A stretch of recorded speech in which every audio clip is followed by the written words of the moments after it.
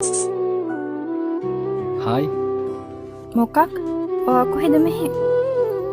ඔව්. ඇයි මට ඔයාව බලන්න එන්න බැරිද ඉතින්? ඔයා හොඳටම දන්නවා මට ගෙදරින් ගෙනාව ප්‍රොපෝසල් එකට කැමති වෙන්න උනා කියලා. අනිත් එක මං කසාද බැඳලා ඉන්නේ. ඔව්. මම ඒක දන්නවා. ඒක මට ප්‍රශ්නයක් නෙමෙයි.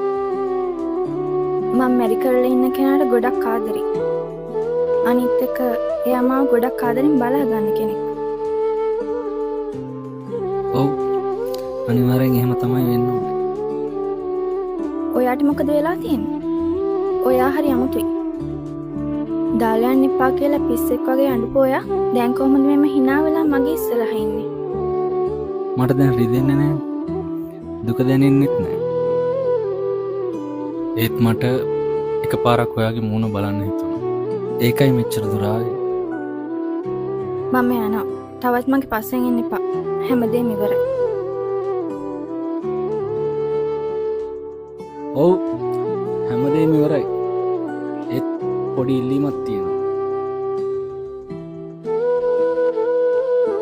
ඔයාගේ දරුවට මගේ නමේ කෑල්ලක් දාන්න පුළුවන්ද? දවසක් හරි ආදරය කරා නම්.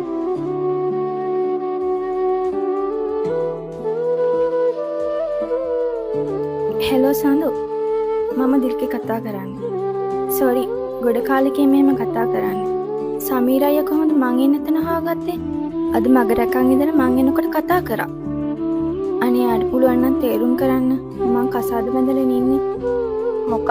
සමීර අයියා? මම ගොඩක් try කළා. ඔයාව contact කරගෙන මේ දේ කියන්න. ඒත් ඔයාගේ number වත් කිසි දෙයක් වැඩ කරේ නැහැ. දිල්කි. සමීර අයියා ඔයා ගියාට පස්සේ ගොඩක් ලෙඩ වුණා. පස්සේ අංගොඩ හොස්පිටල් එකේ මාස 2ක් හිටියා. ඒ ඉද්දි එයාට heart attack එකක් ඇවිත් පෙරේදයා නැති වුණා. ළමයා ඔයා පෙන්නපු අනිත්‍ය මට දරා ගන්න බැරි වුණා. ඔළුව හිර වුණා. අතපය වාරු නැති වුණා. කකුලට දඟලත් ආපු තනි කාමරයක හිර වුණා. හරි සිහියෙද්දී කාලේ ගිහින් මම දන්නේ මෙච්චරයි. ආදරය නිසා මට මාව නැති වුණා.